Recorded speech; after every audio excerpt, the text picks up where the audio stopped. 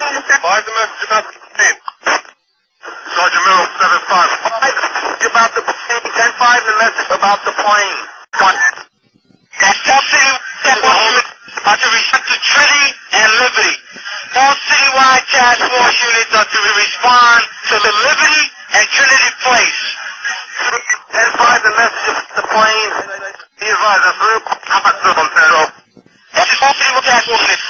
Trinity and Liberty will be mobilization point at this time. Who is the authority of? 10-5 the message about the plane. Censored, we need the bomb squad and ESU over King and 9414, hold up. 5 the message about the remote control plane. Station Taurus on the air. Censored, I got a message on that plane. It's a big truck with a mural painted of an airplane diving into New York City and exploding. I don't know what's in the truck. The truck is in between 6th and 7th on King Street. Alright, 10-4, I'll send you in the bus right there for Westgate. With a mural painted, airplane diving into New York blowing up. 2 men got out of the truck, ran away from it. We got those people under. Good. You got those? Are you holding those 2 guys, Kay? We got them under. Let's get some units over here. Listen to that. Fucking beat the shit out of them. Alright, you got fucking Alright, you listen, you need any further on those 2 guys over there? You alright over there, Kay? Yeah, both suspects under, Kay. We have the suspects who drove in the van exploded. We have both of them under, Kay. Let's get some help over here. Now, I'm sending you here to shoot there. I just want to make sure you and your guys are alright over there, Kay, that's all. What's the location of that, Kay? Put them up. You know, we have both transits driven that exploded. Resurrect? What location? The location, Kay. And our apologies to our viewers about 5 minutes ago, but we do have an established connection now with CNN's Deborah Favre. The reports we're getting now, 2 or 3 men arrested on the New Jersey Parkway. Deborah, can you hear me now? Yes, I can.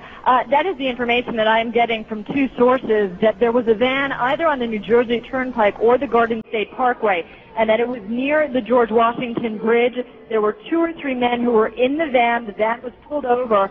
It is not clear why the van was pulled over, but when it was, law enforcers found tons of explosives inside of the van. That is right now all I'm hearing, but again, 2 to 3 people in custody, and we are trying to get more information on that right now. Deborah, I don't mean to put you on the spot here. Do you know where on the Jersey Turnpike this was? How far from New York City?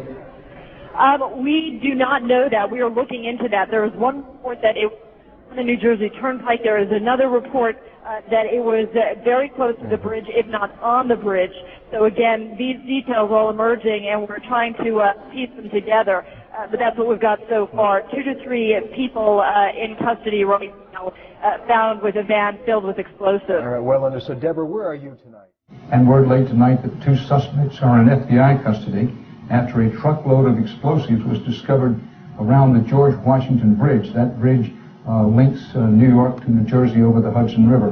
Whether the discovery of those explosives has anything to do with other events today is unclear, but the FBI has 2 suspects in hand, said the truck load of explosives, enough explosives were in the truck to do great damage to the George Washington Bridge.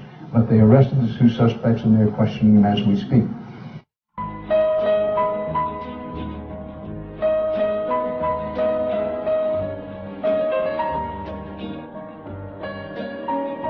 And all of a sudden, down there, I see this van parked.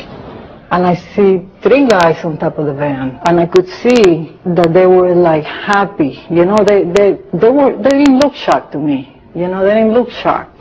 I thought it was very strange. We had received an all-points bulletin, and I just happened to see the van and, you know, hollered over to my lieutenant. You know, I think that could be the van. We checked it out, and it was. You know, we were all on edge, obviously, so I really wasn't looking to make friends with these people, and neither were the officers that I were with. Once we started talking to them, you know, they were pretty much like, hey, you know, we're not against you, we're with you. Más veces nosotros vimos que And at that point we were taken for another round of questioning, this time related to our allegedly being members of Mossad. The fact of the matter is we are coming from a country that experiences terror daily. Our purpose was to document the event. Our purpose was to document the event.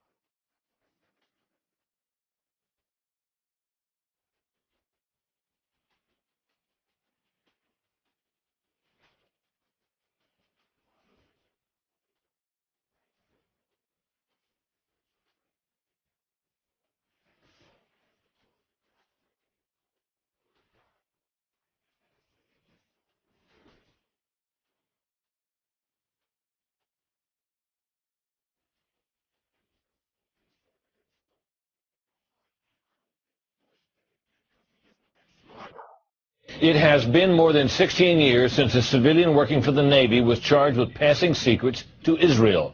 Jonathan Pollard pled guilty to conspiracy to commit espionage and is serving a life sentence. At first, Israeli leaders claimed Pollard was part of a rogue operation, but later took responsibility for his work. Now Fox News has learned some U.S. investigators believe that there are Israelis again very much engaged in spying in and on the U.S., who may have known things they didn't tell us before September 11th. Fox News correspondent Carl Cameron has details in the first of a four-part series. Since September 11th, more than 60 Israelis have been arrested or detained, either under the new Patriot anti-terrorism law or for immigration violations. A handful of active Israeli military were among those detained, according to investigators, who say some of the detainees also failed polygraph questions when asked about alleged surveillance activities against and in the United States. There is no indication that the Israelis were involved in the 9/11 attacks, but investigators suspect that the Israelis may have gathered intelligence about the attacks in advance and not shared it. A highly placed investigator said there are, quote, tie-ins, but when asked for details, he flatly refused to describe them, saying, quote, evidence linking these Israelis to 9/11 is classified. I cannot tell you about evidence that has been gathered. It's classified.